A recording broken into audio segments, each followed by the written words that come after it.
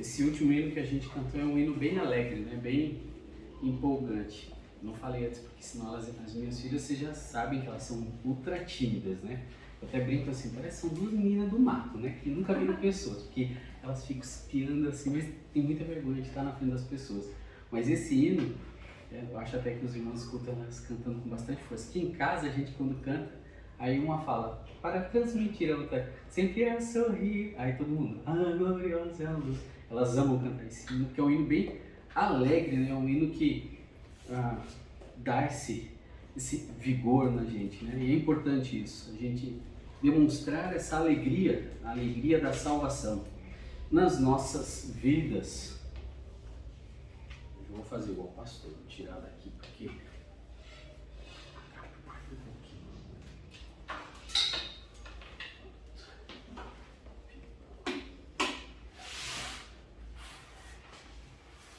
Bem, a mensagem de hoje,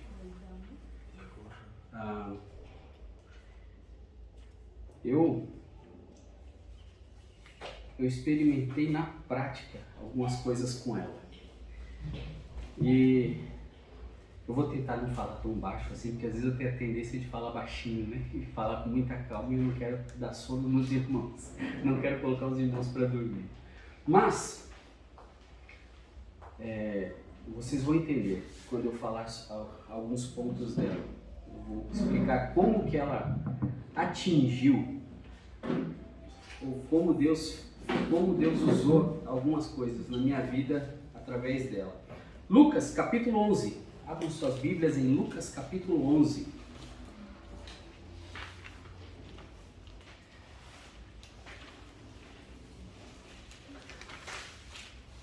Já lhes adianto que essa mensagem ela é uma mensagem expositiva e ela não vai terminar hoje. Ela vai terminar amanhã, então nós vamos passar a noite. Brincadeiras à parte. Ela vai ter a sequência no outro domingo, talvez até no terceiro domingo. Porque o assunto ele é bem rico, bem profundo. Lucas capítulo 11, versos de 1 a 13. Lucas capítulo 11, versos de 1 a 13. Novamente eu vou pedir àqueles que podem se colocar em pé para a leitura da palavra de Deus. Lucas capítulo 11, versos de 1 a 13, diz assim a palavra do Senhor. E aconteceu que, estando ele a orar num certo lugar, quando acabou, lhe disse um dos seus discípulos, Senhor, ensina-nos a orar, como também João ensinou aos seus discípulos. E ele lhes disse, quando orardes, dizei, Pai nosso, que estás no céu, santificado seja o teu nome. Venha o teu reino, seja feita a tua vontade, assim na terra como no céu. Dá-nos cada dia o nosso pão cotidiano e perdoa-nos os nossos pecados, pois também nós perdoamos a qualquer que nos deve. E não nos conduzas em tentação, mas livra-nos do mal. Disse-lhes também, qual de vós terá um amigo e se for procurá-lo à noite e lhe disser, amigo, empresta-me 3 pães, pois que um amigo meu chegou à minha casa, vindo de caminho, e não tenho o que apresentar-lhe. Se ele, respondendo de dentro, disser, não me importunes, já está a porta fechada, e os meus filhos estão comigo na cama, não posso levantar-me para te dar. Digo-vos que ainda que não se levante a dar-lhes, por ser seu amigo, levantar-se-á todavia por causa da sua importunação. Ele dará tudo que houver mister. E eu vos digo a vós, pedi e dar-se-vos-á. Buscai e achareis, batei e abrir-se-vos-á. Porque qualquer que pede, recebe, e quem busca, acha, e a quem bate, abrir-se-lhe-á. E qual pai que de entre vós que, se o filho lhe pedir pão, lhe dará uma pedra? Ou também, se lhe pedir peixe, lhe dará por peixe uma serpente? Ou também, se lhe pedir um ovo, lhe dará um escorpião? Pois se vós, sendo maus, sabeis dar boas dádivas aos vossos filhos, quanto mais dará o Pai Celestial, o Espírito Santo, àqueles que lhe o pedirem?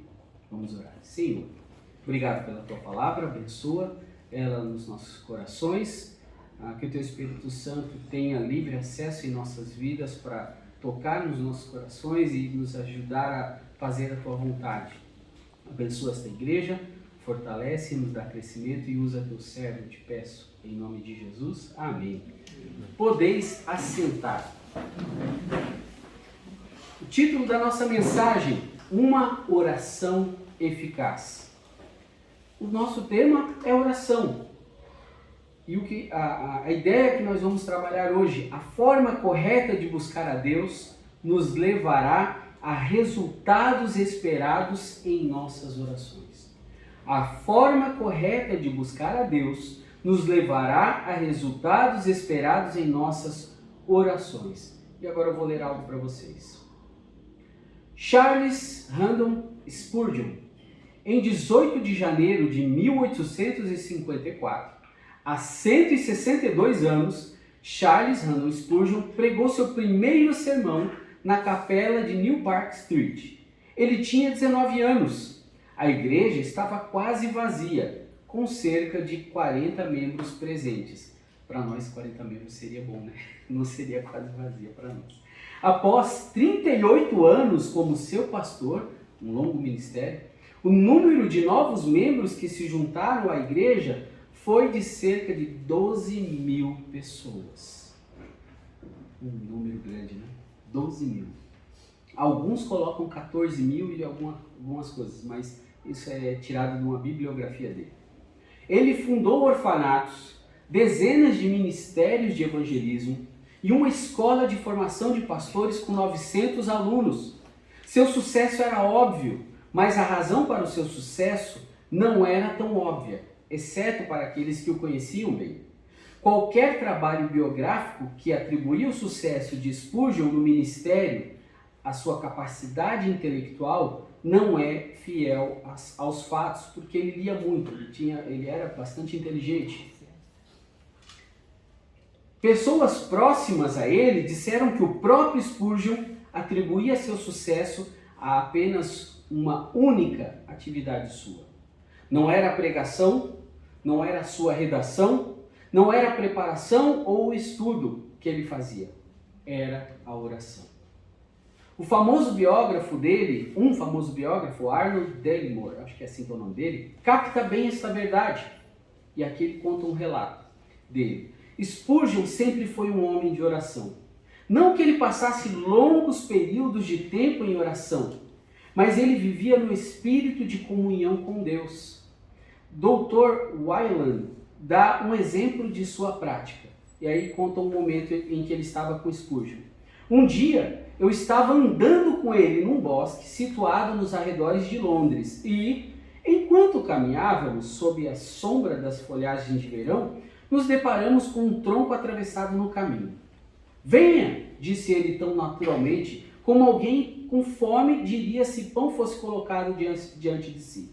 Venha, vamos orar. Ajoelhado ao lado do tronco, ele elevou a sua alma a Deus numa oração amorosíssima, ainda assim reverente. Então, ele se levanta da posição de joelhos e continua a caminhar falando sobre isso e aquilo. A oração não era um parêntese aleatório, não era um momento diferenciado na vida dele. Era algo que pertencia tanto ao hábito da sua mente, quanto à respiração, ao hábito do seu corpo. E aqui é uma frase dele, de Spurgeon. Não orar porque você não se sente bem para orar é como dizer, não vou tomar remédio porque estou muito doente. Às vezes, quando você não tem nenhum tipo de conforto em tuas súplicas, é então que o teu coração todo quebrantado e abatido está realmente lutando e verdadeiramente prevalecendo com o Altíssimo. Aqui é um exemplo de alguém que orava, de alguém que a sua vida consistia em oração. E infelizmente, nós vemos a correria do dia a dia nas nossas vidas faz com que a gente acabe não orando como deveria. E a Bíblia fala, orai sem cessar. É a todo momento. É em qualquer hora. Eu canso de às vezes estar andando assim, eu Eu lembro de alguma coisa, eu começo a orar. Eu lembro que alguém falou, por exemplo, vou dar um exemplo aqui, quando a irmã mencionou da Covid, ali aquilo ficou na minha cabeça. E quando eu lembrei a Covid da sua cunhada, e aí aquilo eu naquela hora assim, vamos orar assim, vamos estar em oração. E eu estava fazendo alguma coisa, de repente, peraí, não, deixa eu parar aqui e já orar por isso. E é algo que a gente tem que ter como um hábito, um costume. Lembrou de qualquer coisa que precise de oração, ore. Não lembrou de nada, ore também.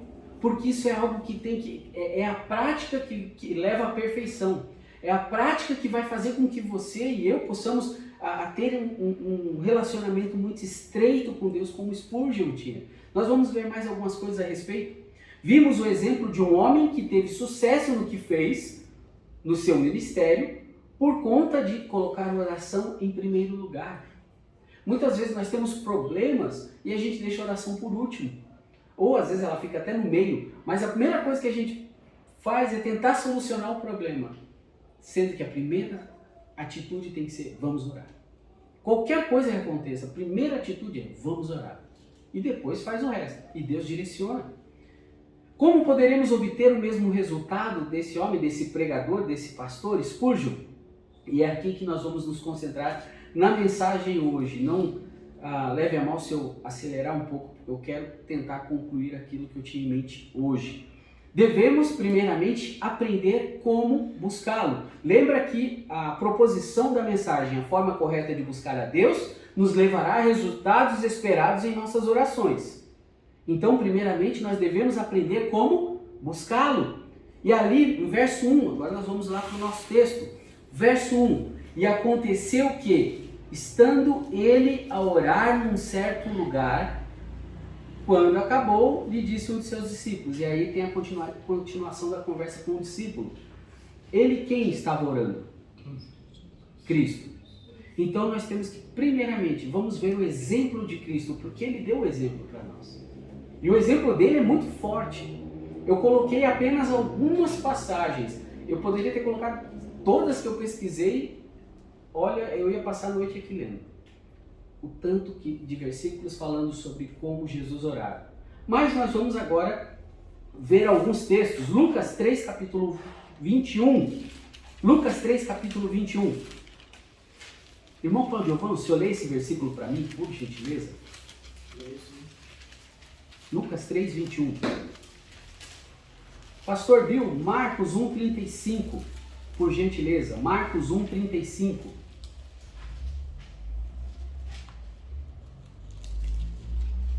Irmã Nalu, Lucas 5,16. Lucas 3,21. E aconteceu que, como todo o povo se batizava, sendo batizado também Jesus, orando ele, o céu se abriu. Marcos 1,35.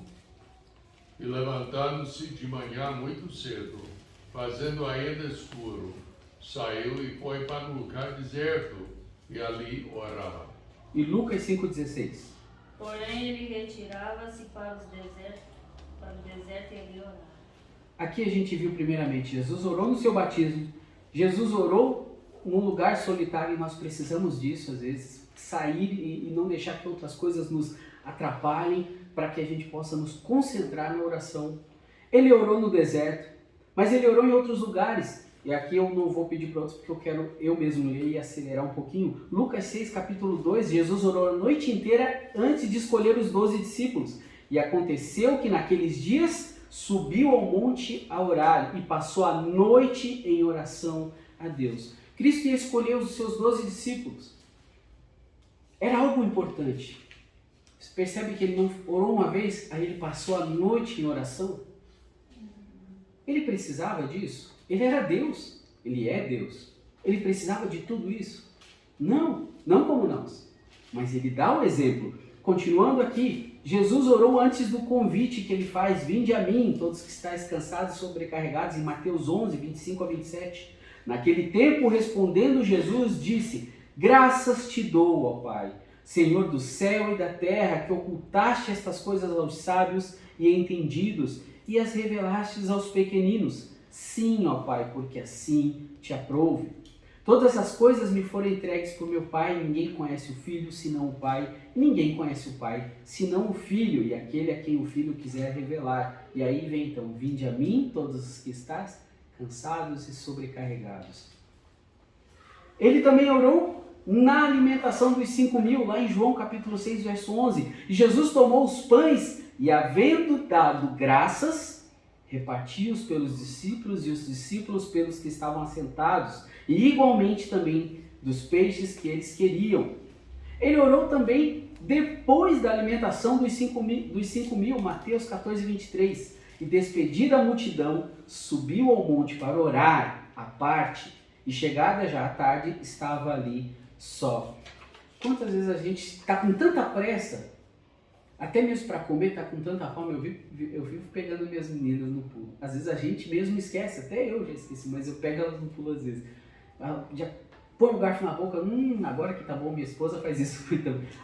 Agora que tá bom, quer agradecer? Viu que tá bom? Vamos agradecer? Nós muitas vezes esquecemos de agradecer pelo que Ele nos dá, por todas as dádivas que Ele nos dá. Jesus também orou em Cesareia de Filipe, lá em Lucas 9,18. E aconteceu que, estando ele só orando, estavam com ele os discípulos. E perguntou-lhes, dizendo, que diz a multidão que eu sou? Mas aqui frisando, estando ele só orando. E por último, o último versículo que eu coloquei aqui, Jesus orou antes da sua transfiguração. Lucas 9, 28 e 29. E aconteceu que quase 8 dias depois destas palavras, tomou consigo a Pedro, a João e a Tiago, e subiu ao monte a orar. E estando ele orando, transfigurou-se a aparência do seu rosto, e a sua roupa ficou branca e muito resplandecente. E ali era um momento fortíssimo na vida dele. E era tão especial que aquele evento foi de modo tão especial que ele suou sangue. Depois Pedro, não sei como, Deus permitiu que ele visse o que ele viu e falou, Senhor, é bom estarmos aqui, vamos fazer 3 tendas aqui. Era algo muito especial. E aí, lembra que eu falei no começo sobre como Deus fez isso enquanto eu preparava essa mensagem? Eu não sei se isso acontece com todo pregador. Eu não sei se isso acontece com o pastor Bill, eu não sei se isso acontece com outros, nunca conversei a respeito. Mas não é fácil para mim montar uma mensagem. Não é fácil, é muito difícil. Porque as ideias não me vêm à mente com facilidade. E aí eu leio, e porque eu quero muito trazer uma mensagem bíblica. Eu não quero trazer algo que eu goste ou que eu quero chamar a atenção de alguém. Então deixa eu achar um texto aqui que vai falar sobre um assunto tal, que vai no irmão. Não é assim, então eu fico orando, Senhor. E aí, quando foi para fazer essa mensagem, eu disse, Senhor, eu estou um pouco cansado de ficar pelejando, e eu quero fazer a sua vontade, eu quero trazer uma mensagem, eu quero levar uma palavra do Senhor para a igreja que possa trazer edificação para a igreja, que possa ajudar a igreja a crescer juntamente comigo. Eu quero isso, eu quero muito isso. E aí eu insisti muito nisso. A gente não vai entrar na parte da persistência. Domingo que vem a parte da persistência vai entrar. Hoje não vai entrar essa parte. Mas eu persisti muito nessa oração. Eu falei, Senhor, me ajuda, eu quero que aquilo que a tua palavra fala sobre iluminação, eu tenha essa iluminação para poder trazer uma mensagem para eles, e não só uma, mas várias mensagens para crescimento da igreja. Irmãos, Deus me deu uma paz tão grande e começou a vir e eu fiz o meu devocional e Deus usou o devocional e começou a vir um turbilhão de pensamentos. Deus iluminou e eu tenho certeza disso porque eu tenho essa dificuldade e Deus mostrou um caminho a seguir que eu fiquei impressionado, ainda comentei com a minha esposa. Eu fiquei tão feliz com isso. E eu disse, é algo que nós devemos buscar, esse contato com Deus, essa resposta de Deus. E a minha intenção não era para o meu benefício, mas é para a glória dele, é para que a igreja seja edificada. Então, depois que eu comecei, aí eu fiz essa oração e Deus foi mostrando, e aí eu vi esse exemplo de Cristo, como ele orava a todo tempo, a todo momento e por todas as coisas. Sendo Deus, Ele não precisava, ele é Deus. Mas ele fazia, como exemplo para nós. Também, pelo exemplo, devemos aprender a buscar a Deus, a buscá-lo, pelo exemplo de Cristo, estando ele a orar, ali o versículo fala, mas também pelo exemplo de outros, ali no verso 1, como os discípulos de João, volta lá para o verso 1, quando eles falam ali, lhe disse um dos seus discípulos, Senhor, ensina-nos a orar, como também João ensinou seus discípulos. Perceba que eles observavam os discípulos de João. E aí eles vendo os discípulos de João, e que eles provavelmente sabiam orar, porque João os ensinou a orar, eles disseram, Senhor, a gente quer também. Eles observaram isso.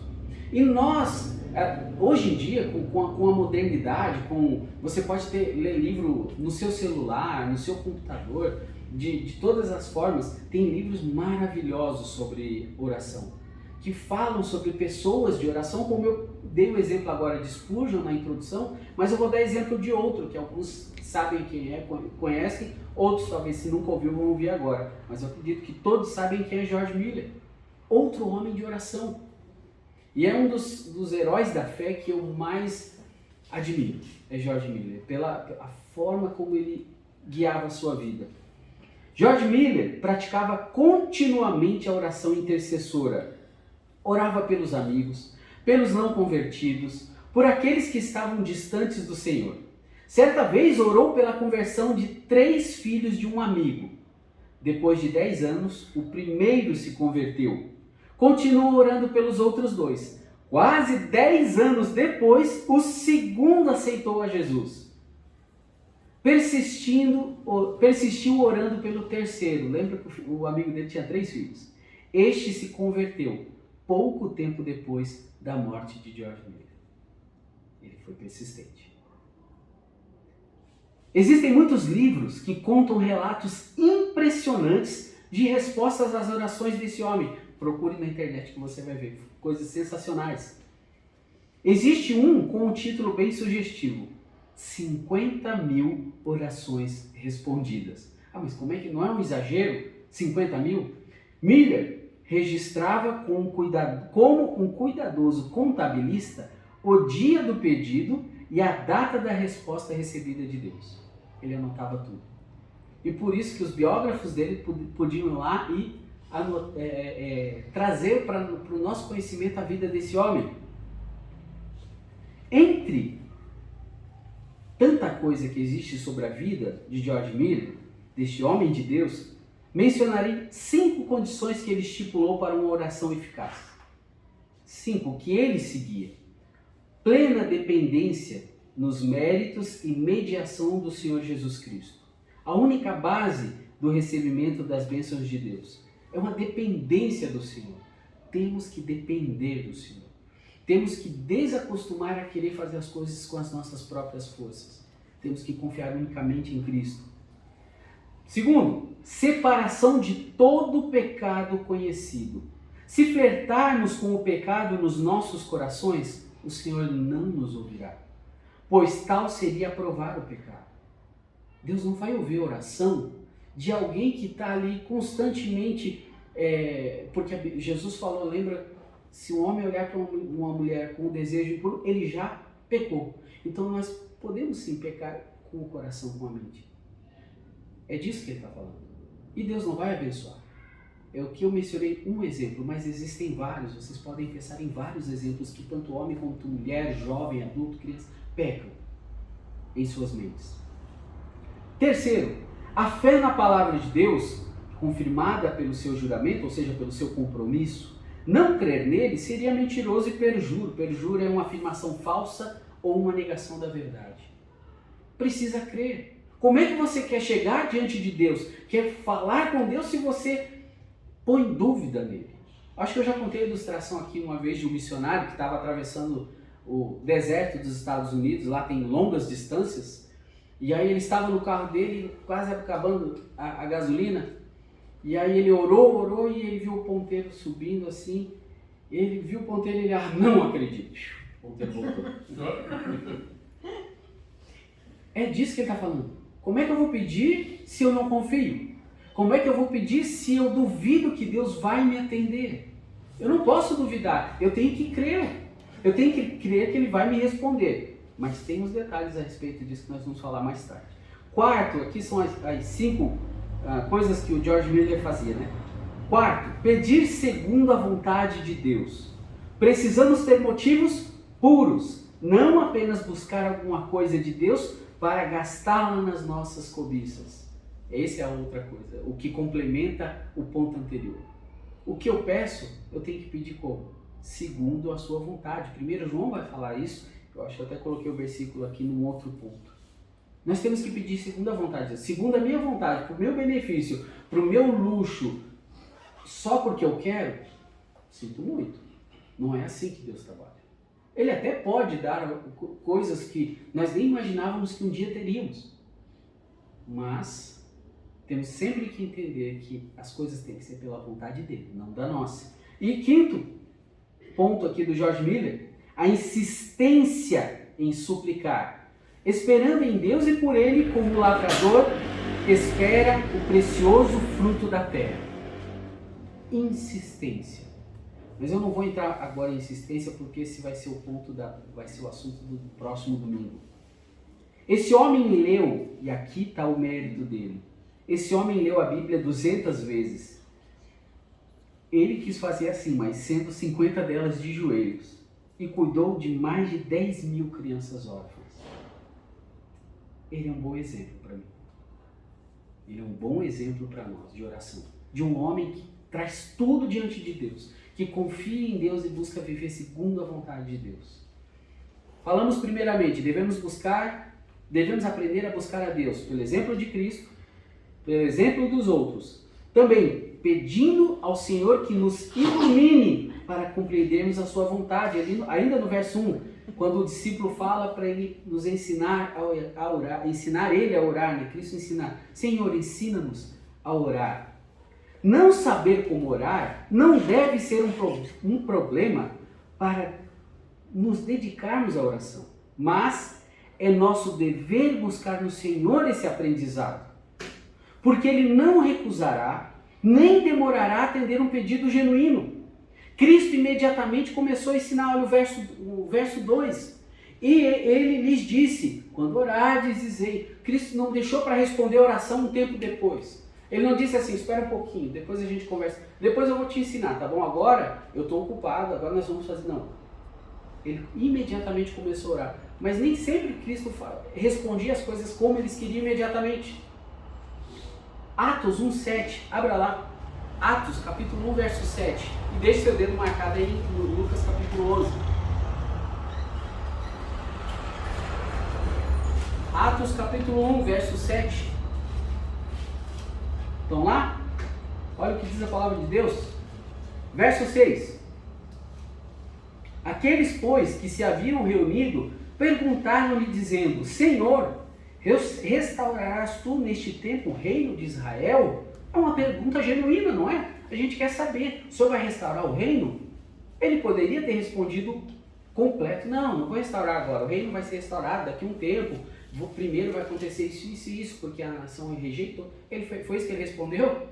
Olha o verso 7. E disse-lhes, não vos pertence saber os tempos ou as estações que o Pai estabeleceu pelo seu próprio poder. Não é para vocês saberem disso agora não.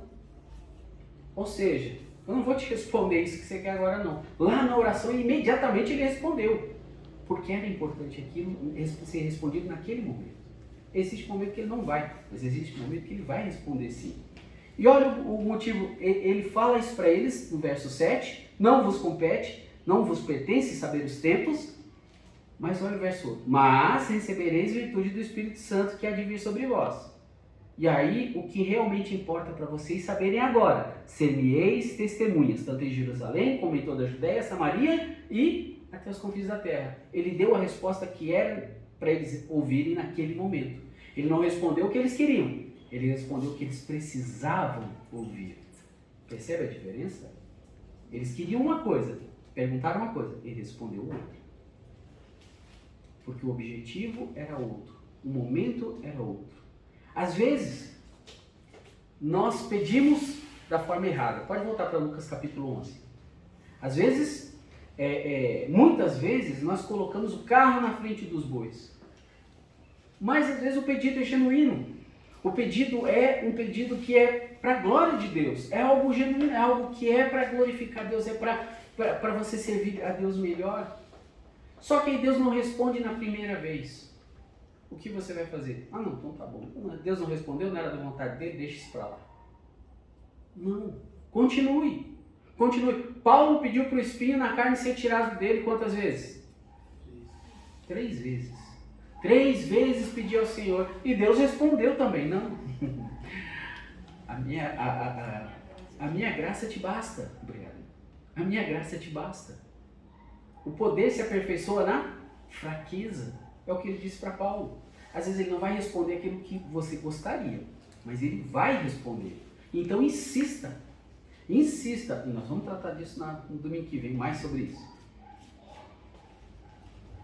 Pelo exemplo de Cristo, nós devemos aprender a buscar a Deus. Pelo exemplo dos outros, pedindo ao Senhor que nos ilumine para compreendermos a sua vontade, mas também seguindo a forma que Cristo ensinou para seus discípulos.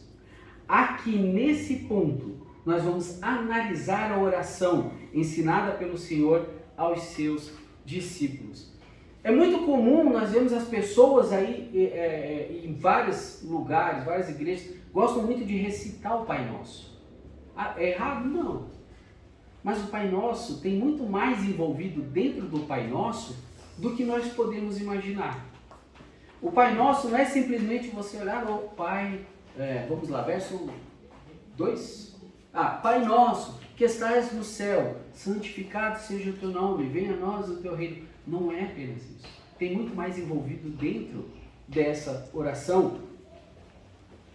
Vamos, primeiramente, Pai Nosso que estás no céu. Essa primeira parte, ela implica em acesso concedido. Ela implica em acesso concedido. O que eu quero dizer com isso? Não é de qualquer jeito. O comum aí no mundo é todos os caminhos levam a Deus. É isso que a Bíblia diz? Eu sou o caminho, eu sou a verdade e eu sou a justiça. Ninguém vai ao Pai a não ser por mim. Ou seja, o único caminho até Deus é através de Cristo, pela salvação, pela fé nele. É um privilégio você poder falar Pai Nosso. É um privilégio para aqueles que se tornaram filhos de Deus. Na aula que o pastor Bill deu, ele mencionou João capítulo 1, verso 12. Os seus não receberam, mas a todos quantos o receberam, deu-lhes o poder de serem feitos, de se tornarem filhos de Deus. Ou seja, não eram criaturas e se tornaram filhos de Deus. Isso é um privilégio. Uma vez que Israel não tinha esse acesso, por quê? O sumo sacerdote entrava quantas vezes no Santo dos Santos? Uma só. Uma vez por ano. Nós vamos ver os versículos que falam sobre isso. Esse privilégio ele foi conquistado na cruz. É um privilégio. Quem era autorizado a entrar no Santo dos Santos, conforme eu falei agora? O sumo sacerdote. Os sacerdotes foram autorizados a executar atividades no lugar sagrado. Mas no Santo dos Santos só poderia entrar o sumo sacerdote no dia anual da expiação que se chamava Yom Kippur. É o dia do perdão. Eu tenho um folheto que infelizmente eu não achei, eu queria ter trazido para vocês, que é de evangelismo aos judeus, que ele está lá, o verdadeiro Kippur. Ele é até um livreto, porque os folhetos para evangelizar judeus tem que ser muito texto do Antigo Testamento para poder falar com eles, para explicar sobre esse Yom Kippur, o dia do perdão. Levítico, capítulo 16, verso 2. Olha o que diz esse texto. Disse, pois, o Senhor a Moisés, dize a Arão, teu irmão, que não entre no santuário em todo o tempo, para dentro do véu. Não entre a qualquer hora. Não é a hora que ele quer. Diante do propiciatório que está sobre a arca, para que não morra, porque eu aparecerei na nuvem sobre o propiciatório. Nesse primeiro versículo ele está dizendo, não é a qualquer hora que Arão pode entrar. Êxodo 30:10. E uma vez no ano, Arão fará expiação sobre as pontas com o sangue do sacrifício das expiações. Uma vez no ano fará expiação sobre ele pelas vossas gerações, santíssimo é ao Senhor. Aqui as informações vão sendo clarificadas. Levítico 23, 27, olha o que diz esse texto. Mas aos 10 dias desse 7º mês, no dia 10 do mês 7, será o dia da expiação. Esse era o dia. Tereis santa convocação, e afligireis as vossas almas, e oferecereis oferta queimada ao Senhor. Uma outra versão ela vai falar assim, mas ao 10º dia do 7º mês é o Yom HaKippurim, o dia da expiação, da propiciação. Tereis santa assembleia, jejuareis e apresentareis oferenda queimada a Jeová, ou Yahweh, no hebraico. Mateus 27, 51.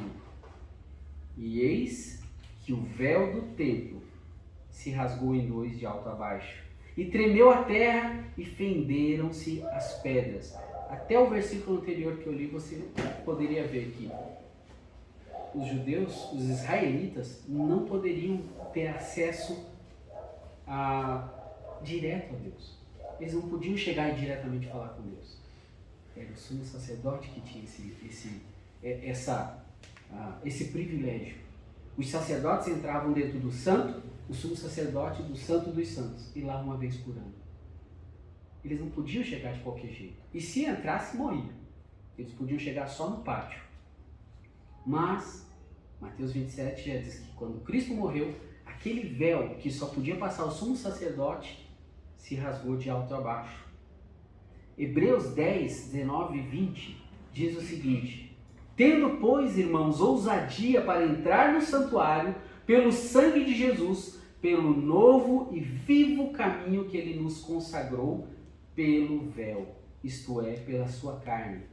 A outra versão, ela não vai falar entrar no santuário, ela vai falar assim: sendo assim, irmãos, temos plena confiança para entrar no santo dos santos, mediante o sangue de Jesus, por um novo e vivo caminho que ele nos descortinou por intermédio do véu, isto é, do seu próprio sangue.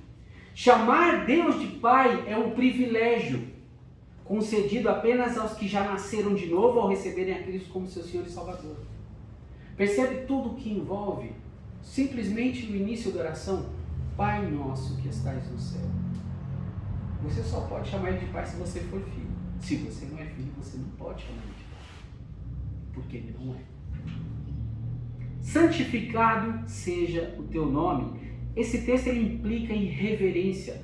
Lembra que o pastor Bill, ele mencionou um outro colega pastor que quando ele vai orar, ele fica o início da oração em silêncio, porque ele está imaginando que ele está entrando no salão ali onde Deus está, o trono do Senhor, humildemente, com humildade, com reverência, para chegar diante do Senhor. Santificado seja teu nome. Qual o conceito que você tem de Deus? Como no seu dia a dia você honra a Deus? Porque Deus é digno de toda honra e de todo louvor. E na Bíblia, um nome reflete diretamente quem a pessoa era, sua personalidade e seu caráter. Tanto que Deus tem vários nomes, a gente vê que ele tem vários nomes: El Shaddai, Jeová Nissi, Jeová Jireh, El Roi, outras versões vai falar Be'er Lahai Roi, que é Deus que me vê, é aquele lá com H. Percebe que o nome tem muita importância. Lembra quando ele mudou o nome de Jacó? Você não vai mais se chamar Jacó, e sim Israel. Abrão não vai se chamar mais Abrão, vai se chamar Abraão. E por aí vai. O nome tem muita importância biblicamente falando. E aí quando ele chega e fala, você chega, santificado seja o teu nome. Quando ele está ensinando isso, ele está falando sobre esse ponto importante. Não é diferente com Deus. E aqui eu tenho uma pergunta. Quais são os 3 primeiros mandamentos da lei? A gente costuma confundir isso, porque esse é quando Jesus fala. Teu Deus.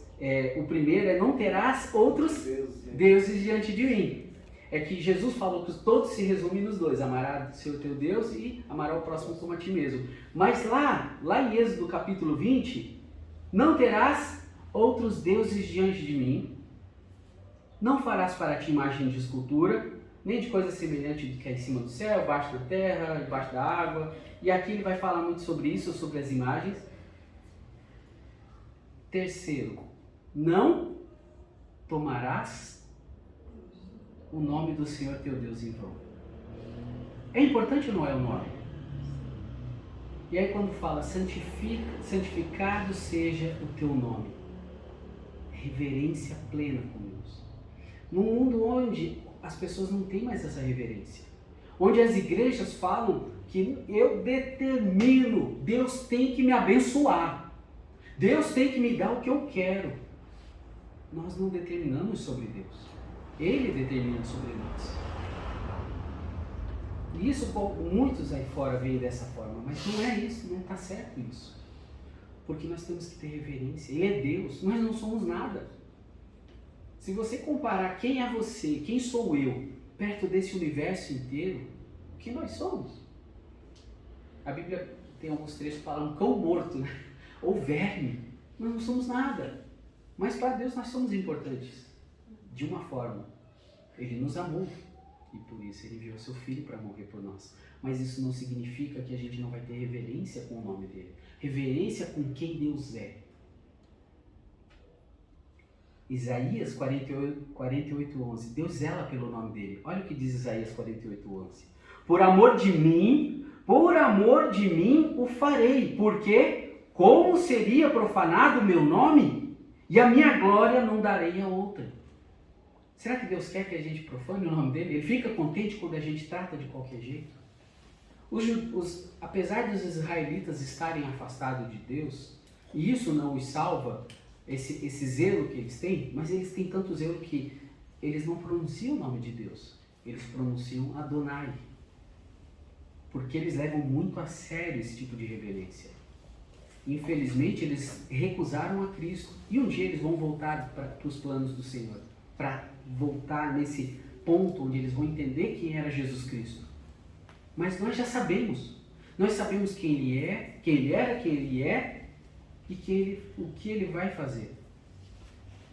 Nós sabemos, e a Bíblia fala que nós seremos cobrados pela quantidade de coisas que nós sabemos.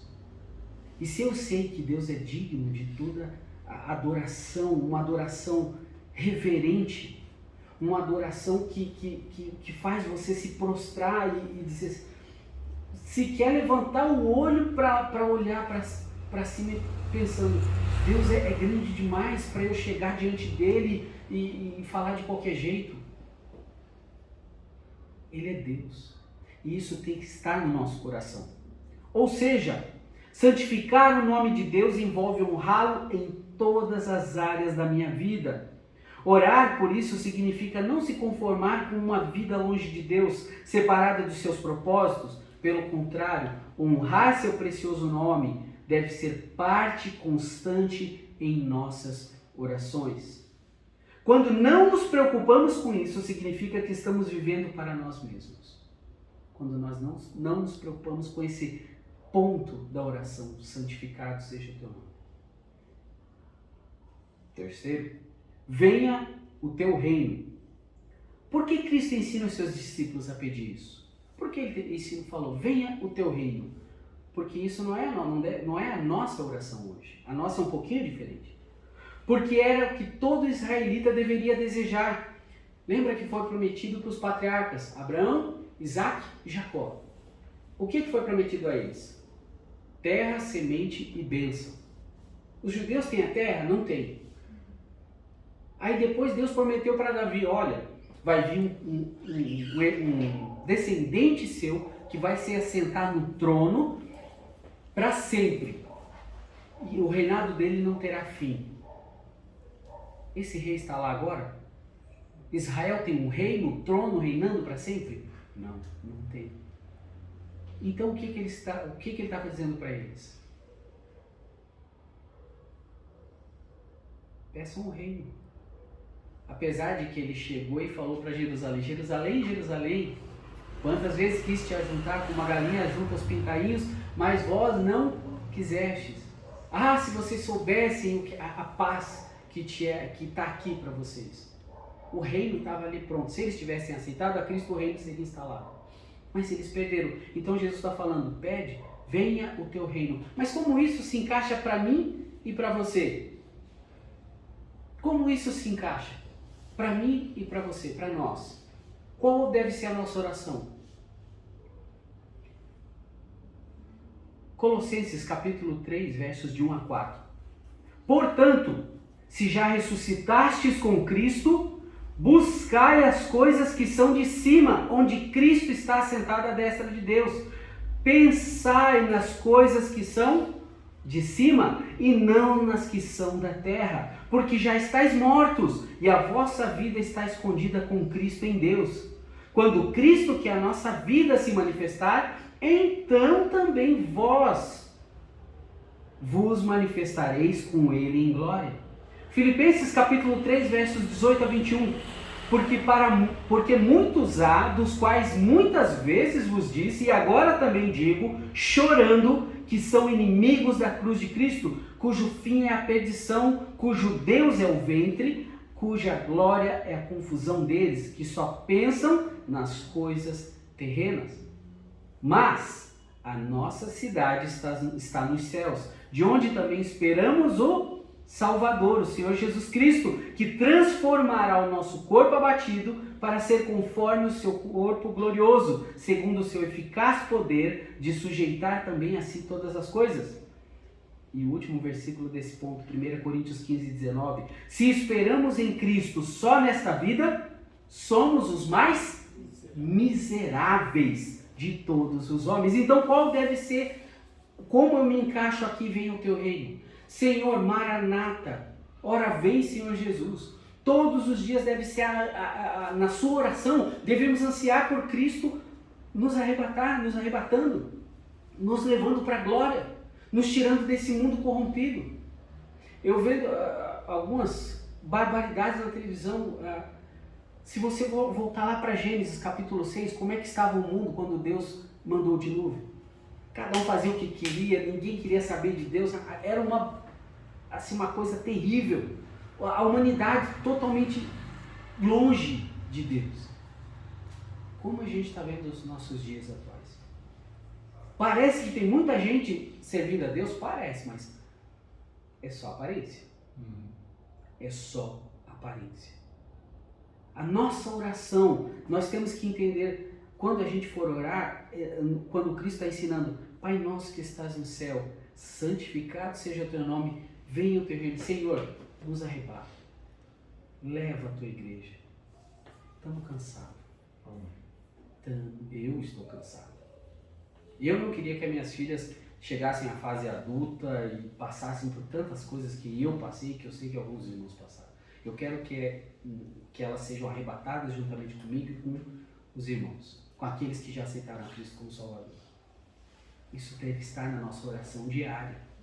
Você deve, às vezes, olhar... Sabe quando vem alguma coisa ruim no seu dia? Você olha para o céu e diz, Senhor, seria bom se fosse hoje. Seria bom se fosse hoje. Lembra do hino? Hoje talvez com meu Senhor irei. Pense nisso. Dá-nos cada dia o nosso pão cotidiano. Estou acelerando para não segurar os irmãos aí. Agora, se bem que agora é que chega no ponto que todo mundo gosta. Agora é que chega a hora de pedir. Percebe que antes, até esse momento, não foi pedido coisas. Senhor, me dá isso, me dá aquilo, eu preciso de um carro, Não, agora é a hora de pedir. Porque quando ele fala, dá o pão de cada dia, Senhor, me dá as coisas. Aí você vai colocar, Senhor, eu estou precisando, eu estou tendo problema nessa área, eu preciso disso aqui. Seria muito bom, se for da tua vontade, que o Senhor me conceda isso. De acordo com a tua vontade e teu querer. Mas aqui você abre o coração e diz, Senhor, eu preciso, nesse ponto da sua oração. A ideia é algo diário, como o maná, lembra do maná? Isso ajuda-nos a dependermos do Senhor e a confiarmos nele, não na força dos nossos braços. Quando você segue esse padrão que Cristo ensinou de oração, sabe que às vezes a gente até esquece de fazer os pedidos? Você está tão concentrado em Deus, está tão concentrado em glorificar Ele, que você acaba... O que eu ia pedir mesmo?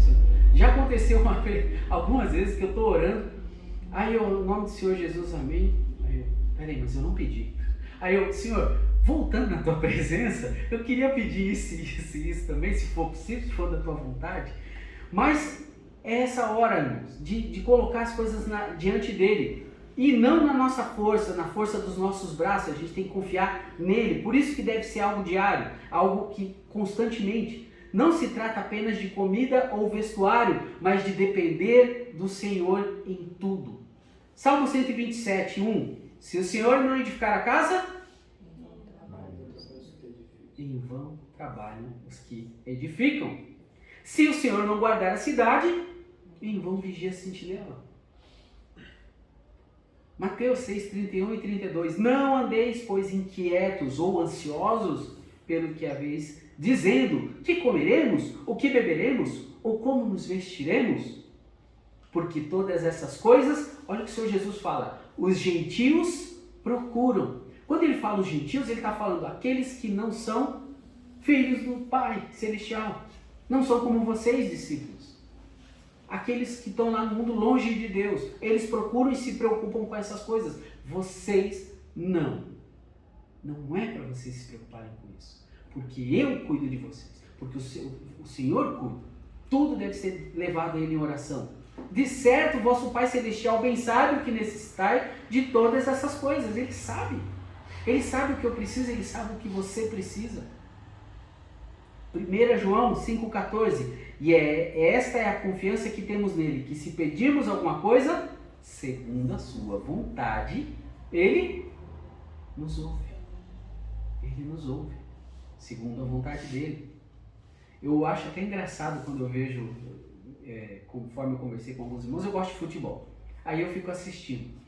Aí eu vejo que os jogadores dos dois times são religiosos, muitos deles são religiosos. Aí entra um jogador lá, faz às vezes a coisa dele, né? O sinal da cruz. E aí ele pede lá para Deus, mas vamos dizer assim, até os jogadores que são crentes, eu conheço vários que são. O jogador, Senhor, abençoa que eu possa ganhar esse jogo. Mas tem um outro crente do outro lado, Senhor, abençoa que eu possa ganhar esse jogo. Aí, percebe? É dos dois lados. Os dois querem que Deus abençoe algo. Mas é segundo a vontade de Deus? É um jogo. É o trabalho dele? Ok, é o trabalho dele. Vai lá e faça seu trabalho. Senhor, eu quero honrar o Senhor no meu trabalho. Me ajuda a te honrar no meu trabalho. Se eu vou vencer, o Senhor é quem sabe se meu time vai vencer. Mas que eu possa ser correto. Que eu não fale para não xingue, não brigue com outro jogador adversário. É um trabalho honesto, ele está trabalhando ali para viver. Mas ele tem que viver para Cristo ali também. Por último, perdoa os nossos pecados, pois também nós perdoamos a qualquer que nos deve. Verso 4. A ideia é a mesma de quando Cristo lavou os pés dos discípulos. Esse perdão não é um perdão judicial, de condenação. É um perdão de purificação. 1 João 9. Se confessarmos os nossos pecados, se confessarmos, Robson, você pecou. Sim, Senhor, eu pequei. Sabe quando o Espírito Santo veio lá dentro? Pecou, pequei, Senhor, me perdoa. Ok, lavei teus pés, está purificado, está tudo certo, comunhão restabelecida, vida que segue. É disso que está falando. Se confessarmos os nossos pecados, Ele é fiel e justo para nos perdoar. E aí, o restinho desse versículo, pois também nós, e perdoa os nossos pecados, pois também nós perdoamos a qualquer que nos deve. Aqui os judeus tinham em mente uma coisa. Quando ele está falando isso, se você trazer para a ideia da época, como que os discípulos estavam entendendo essa parte? As situações de dívida da lei no ano 50, ou no ano 50, onde todas as dívidas eram perdoadas. É o dia do... me fugiu a mente agora... Jubileu. Era o jubileu. 49 anos. No 50º, cada um volta para sua casa. Levítico 25, 8, 10. Também contarás 7 semanas de ano, 7 vezes 7 anos, de maneira que os dias das 7 semanas de anos te serão 49 anos. Então, no mês 7º, aos 10 do mês, lembra? O dia do perdão? Farás passar a trombeta do jubileu no dia da expiação, fareis passar a trombeta por toda a vossa terra. Tinha que vir alguém tocando a trombeta no meio do povo. Por quê? E santificareis o 50º ano, e apregoareis liberdade na terra, e todos os seus moradores, no ano de jubileu vos será, e tornareis cada um a sua possessão, e cada um a sua família. Por quê? Muitos judeus eram escravizados e levados como escravos pelos seus próprios irmãos, porque ficavam devendo para eles. Não tinham como pagar, virava escravo. Ou me dá tua filha, teu filho como escravo, ele vai trabalhar para mim. Mas no 50º ano, no ano 50, 49, 50, passava a trombeta tocando, e eles tinham que deixar aqueles que deviam, vão de volta para suas terras. Aquela terra era minha, eu estou devendo para o Lucas, eu tive que dar minha terra para ele porque eu devia para ele. Tocou a trombeta no 50º ano, ele me devolve a terra, volta para minha família. Isso é o que ele estava falando. Ó, como nós perdoamos no 50º, nós perdoamos quem nos devia. Então perdoa os nossos pecados, nós perdoamos também. Essa era a ideia.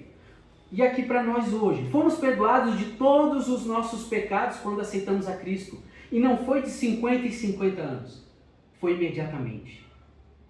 Foi na hora. Não importa a ofensa que você fez ou que você vai fazer, foi perdoado no dia que você aceitou a Cristo como seu Senhor e Salvador. Por causa disso, devemos perdoar aqueles que nos ofendem. Compare as suas ofensas com Deus com as ofensas que você teve de alguém. Dá para equiparar tudo que eu e você fizemos contra Deus com aquilo que alguém fez contra nós? Ele nos perdoou, então devemos perdoar. Qualquer ofensa, porque Ele perdoou todas as nossas ofensas. Todas, até aquela última antes de você dar o seu último suspiro. Conclusão. A oração ensinada pelo Senhor Jesus mostra um padrão divino, onde os nossos interesses pessoais são colocados abaixo da vontade de Deus de uma forma humilde e submissa. Aqueles que são novas criaturas não veem isso como um problema. Pelo contrário, é uma dádiva, um presente que foi nos dado na cruz. Gálatas 5:24, os que são de Cristo crucificaram a carne com suas paixões e concupiscências. Por isso, vou parafrasear Mateus 6:33 para encerrar. Os salvos buscam primeiro o reino de Deus e a sua justiça, sabendo que todas essas coisas serão acrescentadas. Aquele que é salvo, que sabe e que quer fazer a vontade de Deus, ele busca primeiro o reino de Deus. Ele deve buscar. Porque ele sabe que todo o resto, tudo que envolve a minha vida com o Senhor, vem depois. Amém? Amém. Vamos orar. Senhor, obrigado pela tua palavra. Obrigado por o Senhor nos ensinar a orar. Que possamos, Senhor, primeiramente entender o quão o Senhor é maravilhoso, digno de todo louvor, toda adoração, toda glória, toda honra. Possamos ter isso na nossa mente de tal forma que quando nós entrarmos na tua presença, nós humildemente abaixemos as nossas cabeças e possamos nos prostrar ali sabendo quão maravilhoso o Senhor é.